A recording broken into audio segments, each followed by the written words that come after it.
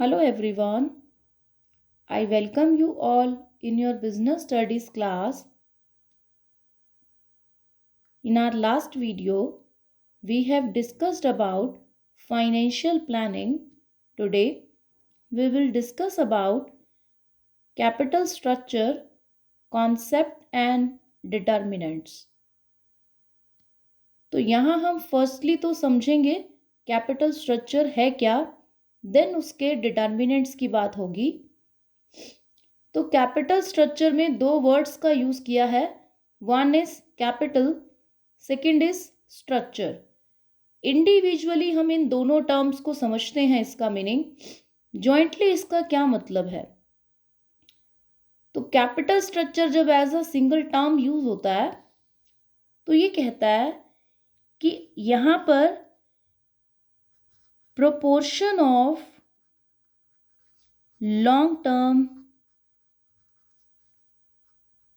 Funds, कि ये जो आपके पास लॉन्ग टर्म फंड्स होते हैं, long term sources of capital होते हैं, शेयर्स हो गए, डिबेंचर्स हो गए, उनका आपस में डिफरेंट क्या प्रपोर्शन रहेगा। मतलब कितना पोर्शन तो आप इक्विटी का यूज करोगे और कितना पोर्शन आप बोरोड फंड्स का यूज करोगे, डिबेंचर्स हैं, बैंक लोन है, इस तरह का यूज करोगे, कि आपस में किनका कितना कितना प्रपोर्शन रहेगा, वो कैपिटल स्ट्रक्चर आपको बताता है। तो यहाँ ध्यान देने वाली बात क्या है कि ये लॉन्ग टर्म जो फंड्स हैं उनका आपस में प्रपोर्शन बताएगा। यहाँ आपने, बिकॉज हम बात कर रहे हैं लॉन्ग टर्म, जो हम कैपिटल बिजनेस में इन्वेस्ट रहती है लंबे टाइम तक, तो उस कैपिटल को अरेंज करने के लिए आपने जो भी डिफरेंट डिफरेंट सोर्सेस का यूज किया, उन सोर्सेस का कितना कितना परसेंटेज या कितना कितना कंट्रीब्यूशन रहा टोटल कैपिटल को अरेंज करने में, वो कैपिटल स्ट्रक्चर आपको बताता है। सिंपल, स्ट्रक्चर का मतलब होता है एक ढांचा, यानी आपकी जो कैपिटल का ढांचा है, यानी जो स्ट्रक्चर है उसका, वो कितने कितने सोर्सेस पर डिपेंड है और हर सोर्स का क्या रिलेटिव परसेंटेज है। तो आप कह सकते हैं relative proportion of long term funds. तो कैपिटल स्ट्रक्चर तो यहाँ हमने समझा, इसी से इंटर रिलेटेड कुछ टर्म्स और होती हैं। एक है कैपिटलाइजेशन, जो कई बार हमें लगता है कि सिमिलर है, बट हम यहाँ डिस्कस करेंगे कि कैसे अलग हैं। दूसरी टर्म होती है फाइनेंशियल स्ट्रक्चर। तो इनको कैपिटल स्ट्रक्चर से कैसे डिफरेंशिएट करें, क्या इनमें डिफरेंस है। तो कैपिटलाइजेशन जो वर्ड बना है वो डिनोट करता है aggregate of long term funds. Means capital structure तो आपको बता रहा था कि कितना कितना परसेंट हर एक सोर्स ने दिया है। जो डिफरेंट लॉन्ग टर्म फंड्स के सोर्सेज थे, इक्विटी है, बोरोड फंड्स है, इनको आप राइट कर दीजिए कि इनमें डिफरेंट जो भी टाइप्स होते हैं, डिबेंचर्स हो गए आपके पास, बैंक लोन हो गया, और उसके बाद यहाँ पे आप ये कह सकते हैं कि रिटेन्ड अर्निंग्स हैं हमारे पास। तो सब सोर्सेज का आपस में क्या क्या परसेंटेज अगर बताना है तो कैपिटल स्ट्रक्चर बताएगा। और अगर टोटल देखना है कि लॉन्ग टर्म कैपिटल टोटल कितनी इन्वेस्ट की लो फंड से, टोटल कितना कैपिटल है अरेंज, उसका एग्रीगेट देखना है अमाउंट में, तो वो आपको कैपिटलाइजेशन बताएगा। डिफरेंट डिफरेंट सोर्सेज की percentage, capital structure, total amount we have covered through long term funds, वो टोटल अमाउंट आपको कैपिटलाइजेशन बताएगा। अभी हम इसका एक एग्जाम्पल लेंगे न्यूमेरिकली तो और क्लियर हो जाएगा। और फाइनेंशियल स्ट्रक्चर कहता है कि आपके पास टोटल जो भी फंड्स हैं, चाहे वो लॉन्ग टर्म फंड्स हैं आपके एंड आपके शॉर्ट टर्म भी,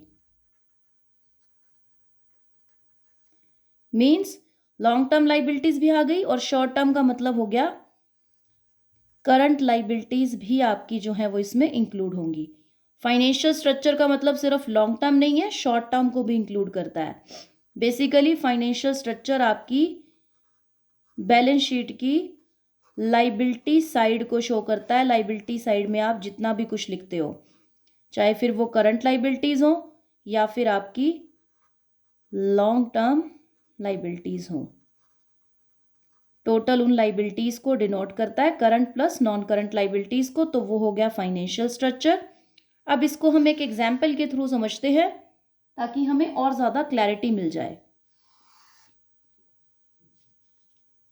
यहाँ हम यूज करेंगे कि एक कंपनी जो है वो क्या क्या डिफरेंट सोर्सेज का यूज करके अपने कैपिटल को अरेंज कर सकती है। उसकी बेसिकली लाइबिलिटी साइड की हम बात करेंगे कि लाइबिलिटी साइड पे क्या क्या इंक्लूड हो सकता है। तो यहां आप लिखें सोर्सेज ऑफ कैपिटल, अमाउंट, फिर उसके बाद हम, क्योंकि हमने परसेंटेज की भी बात करनी है कि डिफरेंट परसेंटेज क्या है हर एक सोर्स का आपस में, और देन हम बात नेक्स्ट हम परसेंटेज जो लेंगे वो लेंगे कि सिर्फ लॉन्ग टर्म सोर्सेज का क्या परसेंटेज है लॉन्ग टर्म कैपिटल का। अभी हम देखते हैं ये चीज। फर्स्ट मैंने लिखा इक्विटी। तो इक्विटी का हमने टोटल सपोज कीजिए 4,50,000 रुपीज हमने इक्विटी के यूज किए हैं। उसके बाद है हमारे पास प्रेफरेंस शेयर कैपिटल। प्रेफरेंस से हमने 2,25,000 यूज किया है। उसके बाद है बोरोड कैपिटल। बोरोड कैपिटल में कुछ भी हो सकता है, डिवेंचर्स हो सकते हैं, वो है हमारे पास 1,12,500 रुपीज। नेक्स्ट है हमारे पास रिटेन्ड हमारी अर्निंग्स या रिटेन्ड प्रॉफिट,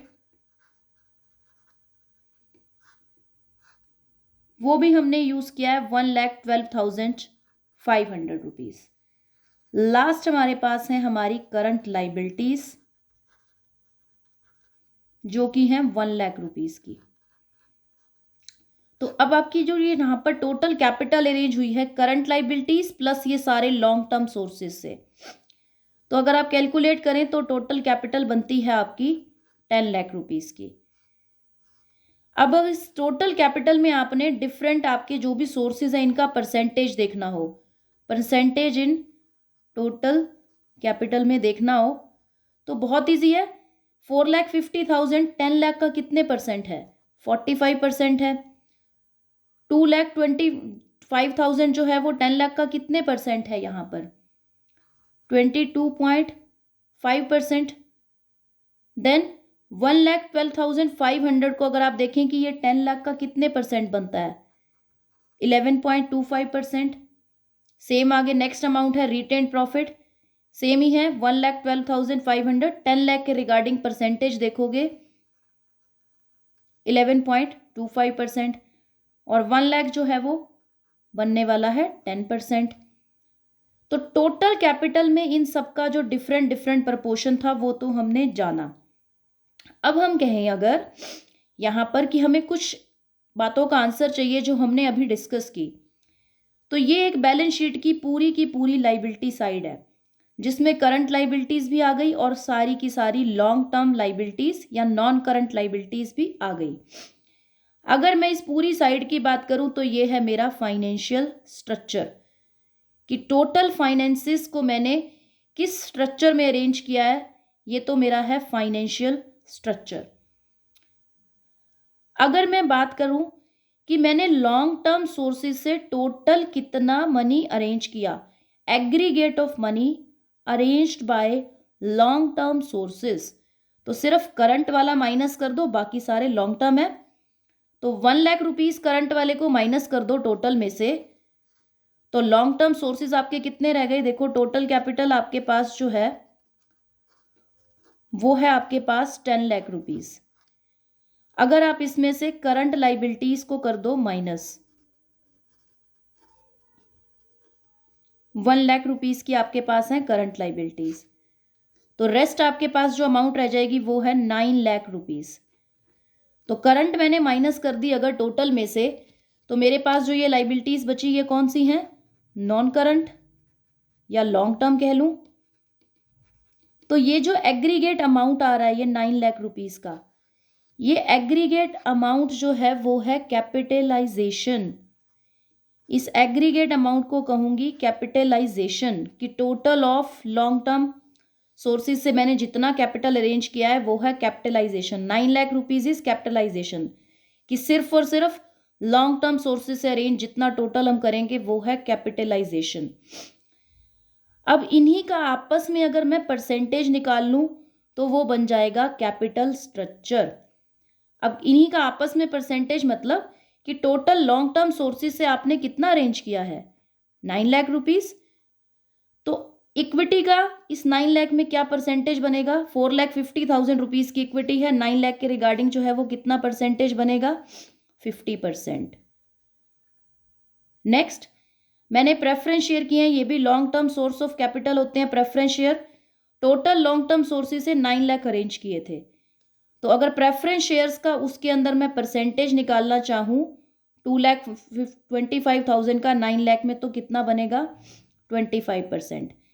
बोरोड कैपिटल भी लॉन्ग टर्म सोर्स है, टोटल लॉन्ग टर्म सोर्सेज से 9 लाख अरेंज किए हैं, तो लॉन्ग टर्म सोर्सेज में मैं परसेंटेज देखूं बोरोड कैपिटल का तो कितना बनेगा मेरे पास, 12.50%।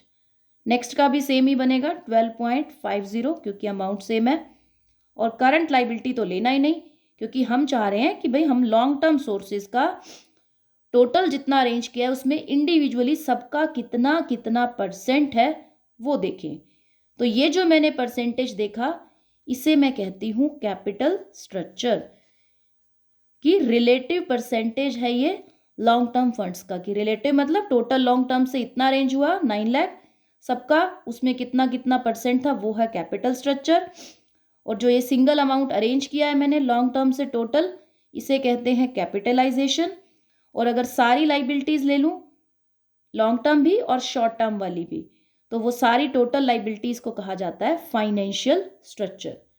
ये यहाँ पर बात है आपकी, जो टर्म्स मेन हमारी थी। That's all for today. Thank you so much.